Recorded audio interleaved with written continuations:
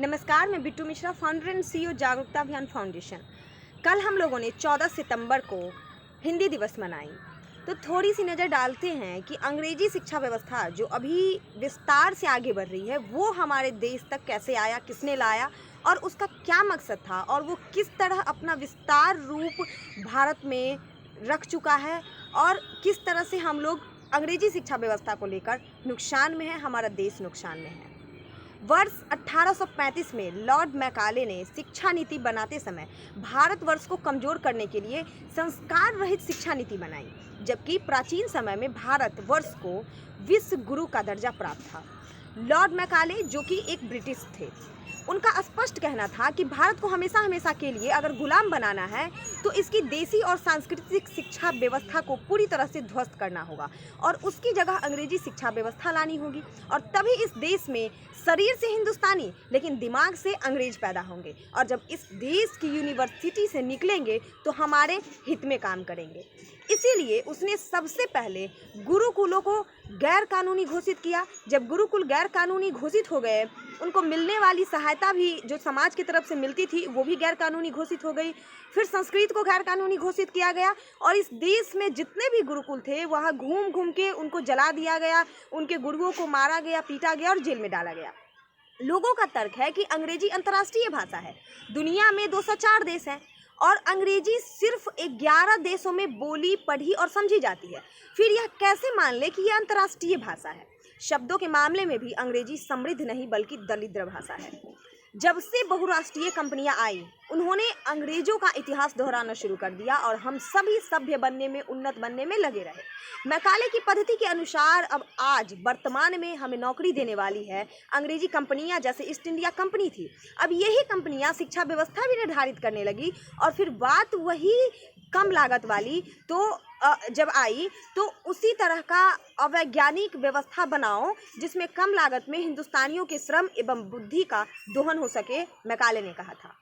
एक उदाहरण देती हूँ कि आज इतने सारे इंजीनियर और प्रबंधन संसाधन, मगर शिक्षा पद्धति ऐसी कि 2000 इलेक्ट्रॉनिक्स इंजीनियर स्नातकों में से शायद 20 या 25 स्नातक ऐसे ही कुछ होंगे जो रेडियो या किसी उपकरण की मरम्मत कर पाएंगे।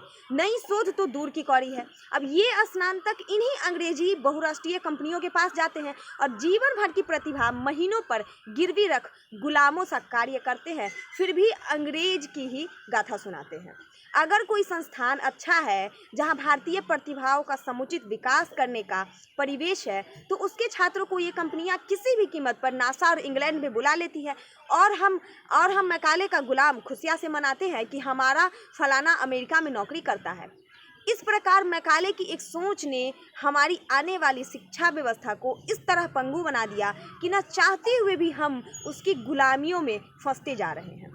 मैकाले ने अपने पिता को एक चिट्ठी लिखी थी। उन्होंने कहा था कि कन्वेंट स्कूल से ऐसे बच्चे निकलेंगे जो देखने में भारतीय होंगे लेकिन दिमाग से अंग्रेज होंगे और इन्हें अपने देश के बारे में कुछ पता नहीं होगा, न इनको अपनी संस्कृति पता होगी, न इनको अपनी परंपरा, न इनको अपने मुहावरे मालूम होंगे। और जब ऐसे बच्चे इस देश में होंगे तो अंग्रेज भले ही चले जाए लेकिन अंग्रेजियत नहीं जाएगी। और उस समय की लिखित चिट्ठी की सच्चाई इस देश में अब साफ साफ दिख रही है। देखिए, मेरा विरोध अंग्रेजी या किसी विदेशी भाषा से नहीं है, अपितु हमारा विरोध जबरन थोपी जा रही गलत शिक्षा नीति से है।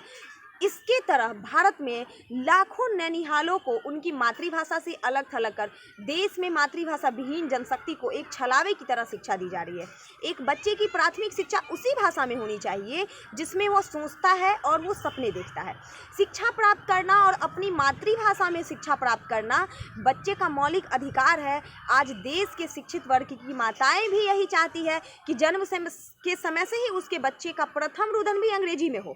यह अत्यंत दुर्भाग्यपूर्ण स्थिति है। समय आ गया है कि देश की सरकार, विधायिका व न्यायपालिका के साथ ही देश के बुद्धिजीवी वर्ग भी इस पर गहराई से विचार करे। और इस तरह से जो हमने आपको बताया, तो अब समय है कि हम इस नीति को, हम इस चीज़ को समझें और अपनी सोच विस्तार से इस पर रखें और अपनी जो हमारी भाषा है, जो हमारी राजभाषा है, हमारी मातृभाषा है, उसको बचाए रखने के लिए अपना योगदान दें, अपना कदम आगे बढ़ाएं। धन्यवाद।